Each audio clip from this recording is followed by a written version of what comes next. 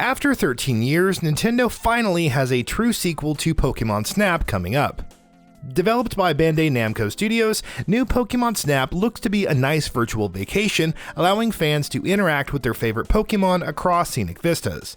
It's out on April 30th for Nintendo Switch, so let's take a look at a few things you should know before jumping in. Before we begin, please consider subscribing and enable all notifications by clicking the bell icon. With that out of the way, let's get started. Story and setting. The mainline series usually casts you as a Pokemon trainer seeking to become a master by capturing and training Pokemon.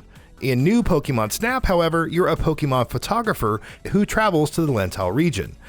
As an archipelago, Lentile has various different islands to explore, each with their own unique ecology and Pokemon. As the game progresses, these regions will open up with more Pokemon being revealed. Characters. Professor Mirror is actually the one who summons the player to Lentile in order to investigate a phenomenon known as ILLUMINA. Other characters include Rita, Mirror's assistant, who helps guide the player, and Phil, who serves as the de facto rival. By navigating the region, you'll find out more about ILLUMINA, its cause, and the effects on the ecosystem. In an interesting first for the series, new Pokemon Snap has full voice acting and cutscenes, bringing its characters to life like never before. As for the player character, there are a variety of appearances to choose from at the beginning, which can't be changed later, so choose carefully. Unfortunately, these seem to be set combinations of gender, hairstyle, hair color, and skin color, which means you won't have true freedom in customizing your own character. On-rails photography. New Pokemon Snap's gameplay can best be described as a rail shooter. You traverse environments in a vehicle called the Neo 1, which moves on its own and can freely look around in all directions to take pictures of Pokemon. It sounds relatively simple, but you're not just shooting the most Pokemon on film in the shortest amount of time. Branching paths and research levels. Thus far, we've seen environments in the Lentile region like a dense jungle, deserts, and a tropical beach. However, every expedition won't be the same. As you take photos and have them graded by Professor Mirror, you'll receive expedition points. Earn enough points and the research level is boosted, which will unlock additional paths in that environment along with more Pokemon. So you may encounter slight differences and even a different time of day, the latter affecting the behavior that certain Pokemon can exhibit along with the types that can appear. Over 200 Pokemon. While the original Pokemon Snap had 63 Pokemon from Pokemon Red and Blue to shoot, new Pokemon Snap has more than 200 Pokemon across various generations. You have the classics like Bulbasaur, Squirtle, and Pikachu, alongside Pichu, Heracross, Meganium, and much more. Even Celebi makes an appearance, which means other mythical or legendary Pokemon are more than likely lurking. FLUFFRUIT and scans. As you explore the different areas, you'll see many Pokemon casually going about their day. Not every Pokemon will be visible, but there are workarounds for that. One is FLUFFRUIT, which can be used to lure certain Pokemon out of hiding. Another solution is to scan your surroundings. This will reveal hidden Pokemon and may even coax a reaction out of some. You could also play some music to have a certain Pokemon dance. ILLUMINA orbs. One of your main goals is to investigate the ILLUMINA phenomenon and its effect on Pokemon. To that end, you can use it to your advantage in certain situations with ILLUMINA orbs. Tossing said orbs at Pokemon will cause them to glow, which serves a number of purposes. It can wake up Pokemon that are sleeping or maybe change their mood, causing them to become happy. ILLUMINA is also useful for night photography, so keep a few handy when the sun goes down. Photo grading.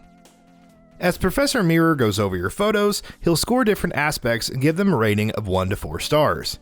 In order to ensure the best kinds of photos, you'll need to consider the Pokemon size, the direction it's facing, placement within the frame, whether other Pokemon are present, and so on. The Pokemon's reaction is also important. Capturing rare reactions is the key to top-tier photographs. The Photodex is your main means of cataloging Pokemon, and allows for saving 1 picture from each star rating, allowing for a total of 4 pictures per Pokemon. Resnap. It wouldn't be a photography title without the option to edit and touch up your shots. Resnap is just a tool for this. Along with changing settings like brightness, zoom level, and blur, it can also add filters to the shots. Edited shots can be further customized with different stickers and frames. Once you're done editing, these pictures can be saved to a personal album apart from the Photodex, thus providing even more space for one's photography. Sharing photos with other players. You can also share your photos online and see what other players think of them, though this requires a Nintendo Switch Online membership.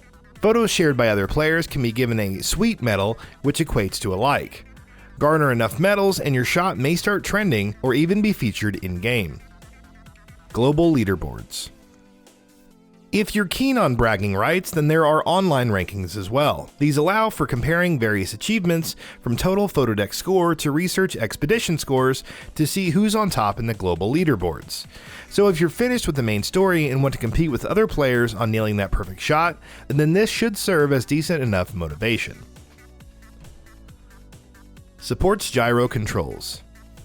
For those who want the feeling of actually maneuvering the Switch like a camera, new Pokemon Snap supports gyro controls, which would be weird when out and about but should work well enough at home. It adds that extra bit of immersion though, so you can still use the sticks to look around normally as well. Requires 6.8 gigabytes of space. In terms of content, new Pokemon Snap seems like a fairly sizable adventure, especially when its predecessor allowed for completing everything in just 6 to 7 hours. Thankfully, it won't take up too much space. According to its Nintendo.com listing, the total file size is only about 6.8 gigabytes, which is on the smaller side as far as first-party Nintendo titles go. No Pokemon Home support. Unfortunately, new Pokemon Snap won't have support for Pokemon Home as confirmed by recent previews. So if you're expecting any photographed Pokemon to be stored in the cloud, then that won't be happening, which makes sense lore-wise since you're technically photographing and not capturing them. Save data from other titles like Pokemon Sword and Shield won't be supported either, which is somewhat of a bummer, but not a huge deal breaker. So what are your thoughts on this? Go ahead and share them in the comments below.